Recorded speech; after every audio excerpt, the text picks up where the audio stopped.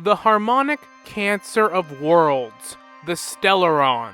One of the main MacGuffin items in Honkai Star Rail that up until this point was very mysterious and we could only speculate on its origins, but now it's revealed. Despite not only the player base, but even in-game it was speculated where they came from.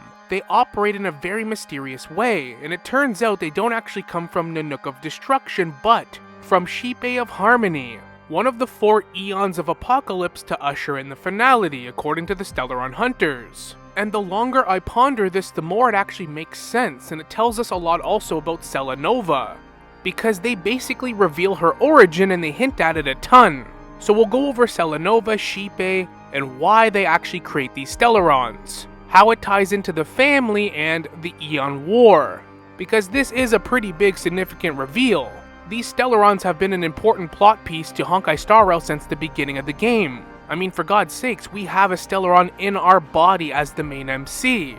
And the more you actually understand how the harmony works, it actually makes sense why they placed one in our body, considering what we're potentially trying to accomplish here. Also hinted at in this quest by the constants going over the finality. But let's just start with the Stellarons themselves. How do they function?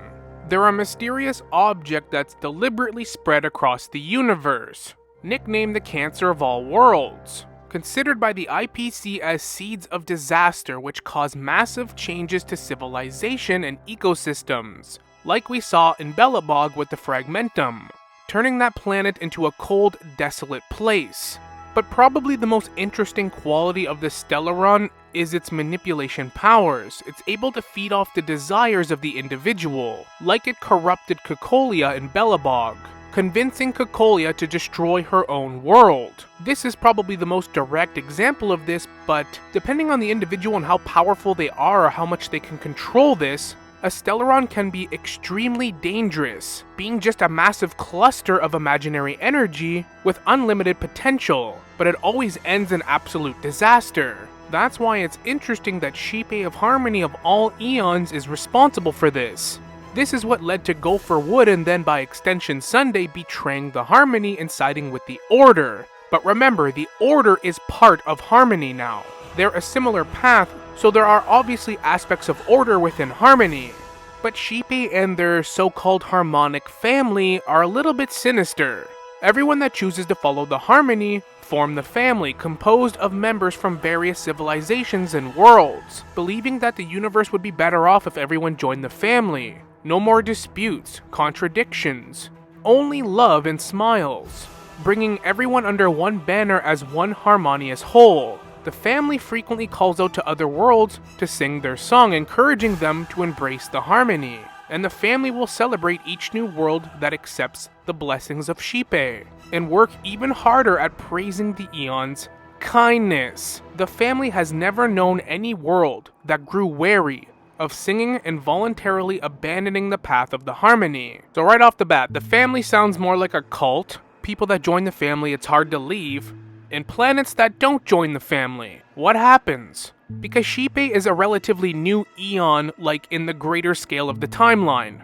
Harmony is a very strong path. They absorbed Enna of Order during the Swarm disaster, which makes it fitting that they're exploring the Swarm within the Dream, due to Firefly. It kinda just fits. But they state in-game that Xipe of Harmony's appearance changed. Gopher Wood goes out of his way to try to speculate what the third face of Harmony is. And when investigating this, he speculated that the propagation would most likely be that third face. But it turns out Gopher Wood figured out that it's not the third face, it's not the propagation. We don't actually know what this third face is, but I do have a bit of speculation on this. Aha themselves, you know that eon that already visited the imaginary tree that connects the multiverse?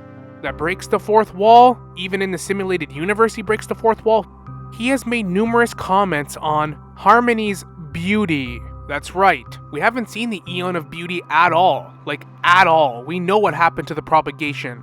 Claypoth stomped it out like the bug it was. And look at that, Argenti just shows up out of absolutely nowhere. Just meant to be an absolutely random funny cameo, but is it as random as we think? It's not overly important to the Stellarons, but there is a good possibility that the Eon of Beauty was also absorbed by Harmony, and Harmony being one of the 4 eons of finality or apocalypse, this is definitely warranted, and now all the theories of March 7th being connected to Adrilla are kinda dead now, since we know she is a child of remembrance. Because remember, we are in an eon war, where there's only gonna be one eon standing at the end of it, the finality, but to get to that point, it's gonna be a bloodbath between the eons and their factions, their followers, kind of like a big chess game, and the eons are the chess players. They have their different factions they're gearing up. But all the paths according to Lygus and, well, now Go for Wood, and it seems that Sunday even realized this at the end of the quest, they're all fundamentally flawed, and they lead to the destruction. But now all this talk with Elio and different scripts and timelines and outcomes, already teased in Amphorius, there's a lot of different ways we can get to the finality, get to the end of this story. Obviously the biggest players in this game right now are the Harmony, the Nihility, and the Destruction, with a 4th mysterious one that's still open-ended. If these 3 eons are battling to bring about the finality, then this is Xipe of Harmony's greatest contribution. But what's interesting here is, eons are just paths. They're metaphysical paths and ideals manifested into an entity. Is Xipe really just this mastermind, planting these stellarons in potential planets that won't join the family? In this massive eon war and battle of paths and ideals? Plant this harmonic cancer to all different worlds that don't align with the Harmony, and it destroys them from within through their desires, through tuning? Maybe. That is definitely possible. But we have to look at now Celenova, because this Lord Ravager factors in greatly when talking about stellarons. Gopherwood mentions how the manifestation of Nanook and the fall of the Eternal Centurion, such news has shattered the universe, no doubt. The family doesn't tolerate incompetence, even from a branch leader. To quell the situation, he was murdered. If it weren't for Nanook's manifestation, the Eternal Centurion would have descended upon Penacony to eliminate these villains. Now why would they descend to Penacony? Why the Eternal Centurion? This is what it all boils down to. I'm sure most of you by now know how emanators work, but for each eon it's vastly different.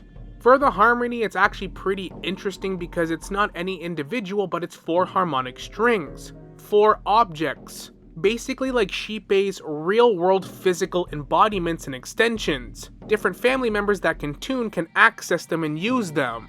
So it temporarily makes a family member technically an emanator, but they're not the emanator themselves, just using that power. For Harmony, there are 4 emanators and harmonic strings. There is Dominicus, the Wisher of the Harmonious Choir, the one Sunday just used to try to recreate Enna or a new path altogether. So we took it a little too far, but that's one of them. That's the one on Penacony.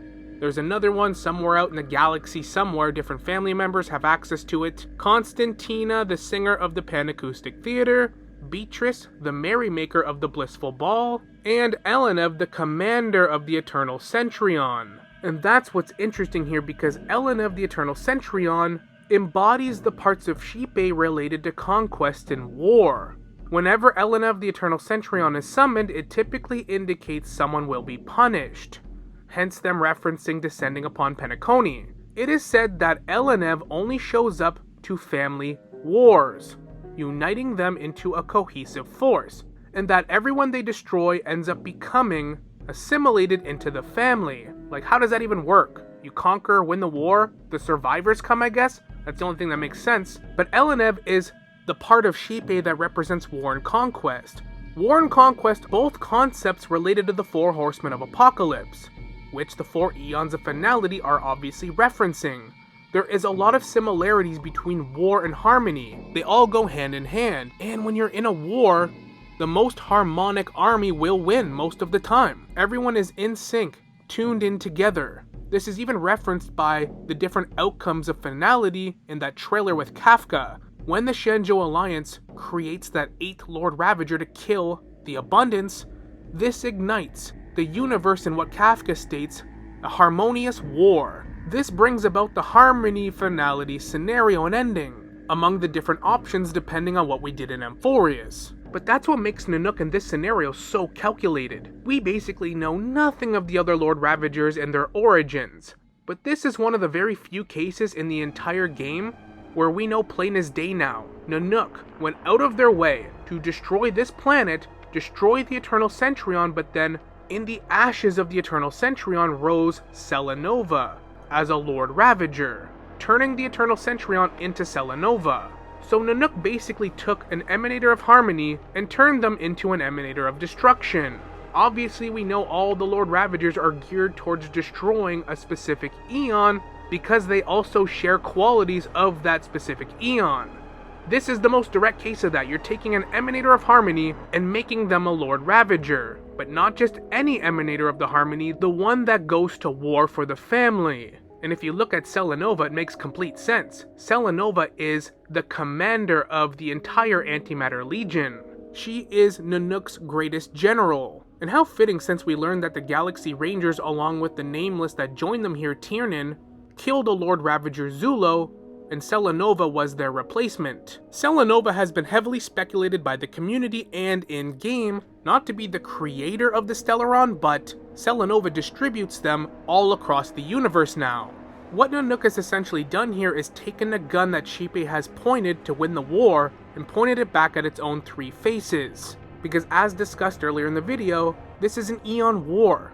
Xipe and the family want everyone to just join the family. Xipe will not rest until the whole universe is in true harmony. Everyone's part of one big happy family. No more disputes, no more arguments, but also no more free will or different thinking. All is one. The Stellarons are a means to that end. But now Nanook, through Celenova, has hijacked the Stellarons and can now weaponize Harmony's greatest tool for destruction. Because the way that the family actually conquers the galaxy is the same way penacony actually formed to begin with. The reason the IPC are here trying to reclaim it is because penacony was just some abandoned planet the IPC used for prison grounds, just a prison world. But Memoria seeped in and all the prisoners formed one cohesive dream, and it created this dream world. They all desired freedom and liberation. That's when Xipe descended, and there wasn't much the IPC could do after that. Then, as many years go by, the family formed through all these prisoners, forming the lineages that we see today. But the way they recruit more planets and more people into this faction, this cult basically, when desperate civilizations cry out for salvation, their requests are heard by the family and the Harmony. They're the only ones that can hear these pleas through their tuning. But now, Celenova can hear those pleas as well. And a good chunk of the time, she is the one that responds. And with her comes her army and absolute destruction. And really, what more fitting way to be a Lord Ravager set on killing the Harmony than destroying all of the civilizations that plead to the Harmony, that side with the Harmony. The Eternal Centurion now manifested as Celenova being the perfect general for Nanook. It's perfect. We might know now that Xipe makes the Stellarons and wants to distribute them for the family, but now Celenova, tuned with the Harmony, can actually weaponize the Stellarons for their own means. And you know, this whole thing made me explore what the Harmony actually is a whole lot more, and the more and more you think about it, the more it makes so much sense that the Order was actually absorbed by this Eon. Harmony is just a much more laid back but persuasive version of Order. Anna of Order was too much of a direct control freak. People didn't like that. So any of their civilizations that thrived for a while ultimately met ruin. But the Harmony tricks you into wanting to be a part of it. Like you want to be a part of this massive cult, this happy family.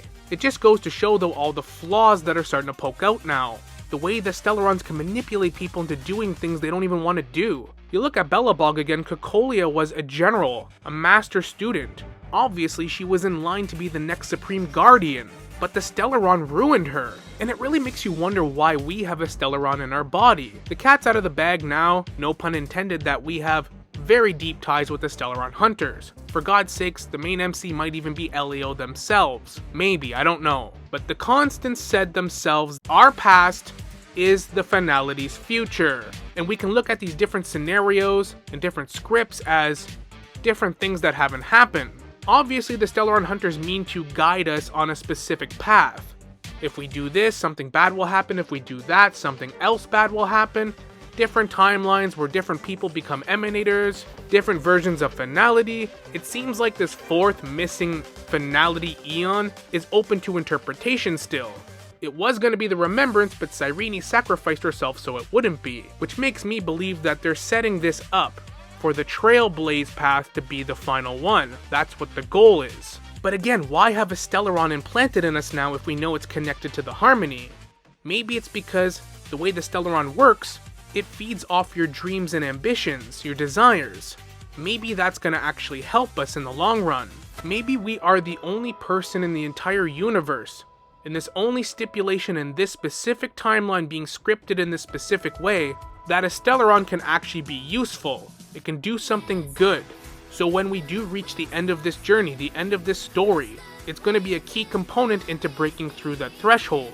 But anyways, that's my theory on why Xipe created the Stellarons, what purpose they serve for this cult-like family across the cosmos, and how Nanook very calculatedly took one of the 4 Emanators of Harmony, the one geared for war for the family, and turned that Emanator into their own Emanator for their own army. Kind of crazy how calculated that was. Almost a little too calculated, which severely cripples the family in this Eon war. So you have to wonder if the family is going to cook up another Emanator to serve as their new Eternal Centurion. Speaking of the 4 harmonic strings and Emanators of Harmony, we already have a good indication of why the Stellarons are created by Harmony. It serves the family's goal. But how do they physically make them? Like, where do the Stellarons actually come from? That we actually don't know for sure. Maybe Celenova does have something to do with the creation as well, but I don't think so. Since we know now how the Emanators of Harmony work, as facets of Xipe that any family member can use. Do not associate with one specific mortal or person, but are all facets of Xipe and can assume any form of any family member when necessary. We know Dominicus of the Harmonious Choir serves to feed the hive mind of the Harmony and family, the whole concept of it. The Eternal Centurion went to war for the family, but the other 2 we know next to nothing about, Beatrice and Constantina. Perhaps more of the family out in the cosmos is using one of the other 2 harmonic strings to actually create these Stellarons.